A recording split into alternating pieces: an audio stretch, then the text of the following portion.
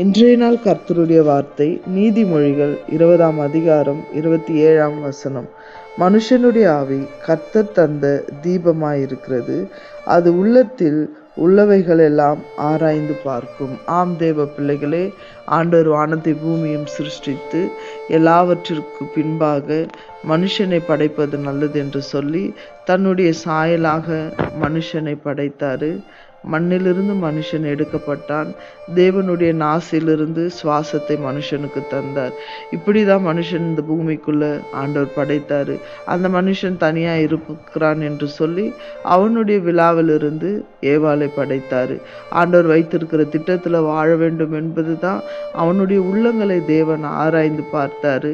ஆனால் அவர்களோ ஆண்டவருடைய சித்தத்தில் இல்லாமல் பிசாசனுடைய வார்த்தைக்கும் கீழ்ப்படிந்ததுனால, அவர்கள் பாவம் செய்ததுனால, அவர்களுடைய உள்ளத்தை தேவன் அறிந்து அவர்களை அந்த தோட்டத்திலிருந்து வெளியில துரத்தி விட்டாரு. ஆனால் ஆண்டவர் வைத்திருக்கிற திட்டம் அவர்கள் மூலமாய் நிறைவேறாததுனால தன் சொந்த குமாரனை இந்த பூமிக்கு தேவன் ஒரு மனுஷனை போல அனுப்புகிறதை நாம் பார்க்கிறோம்.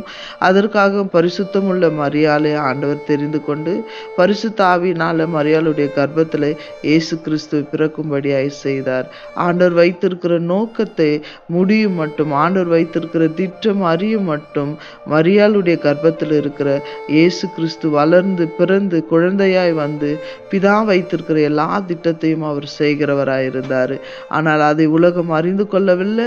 இந்த கூட்டத்தினுடைய இருதயங்களை எல்லாம் இயேசு கிறிஸ்துவும் அறிந்திருக்கிறார், பிதாவானவரும் அறிந்திருக்கிறார். அப்படிப்பட்ட ஜனங்களை மீட்க வேண்டும் என்று சொல்லி கிறிஸ்து சிலுவையில தன் ஜீவனை கொடுக்கிறவராயிருக்கிறார். நாம மீட்கப்பட வேண்டும் என்றும் நம்மளுடைய ஆத்தும பரிசுத்தமாய் இருக்க வேண்டும் என்பது கிறிஸ்துவுடைய நோக்கமாயிருக்கிறது.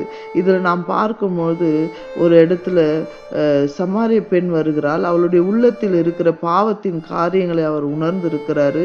அவளுடைய உள்ளத்துக்குரிய காரியங்களை இயேசு கிறிஸ்து வெளிப்படுத்துகிறாரு.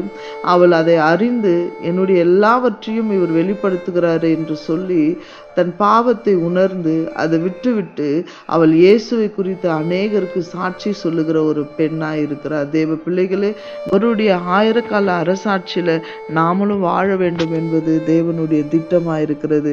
இந்த திட்டத்தை எல்லாம் தான் இயேசு அறிந்து இருக்கிறாரு. அதை நாம புரிந்து கொண்டு ஒவ்வொரு நாளும் நம்ம ஆத்துமாவை பரிசுத்தத்துல வைத்து கொண்டு கர்த்தர் சொல்லுகிற வார்த்தையின்படி நம்ம நடக்கும் பொழுது நிச்சயமா நம்மளுடைய ஆத்துமாக்குள்ள ஒளி பிறந்திருக்கும்.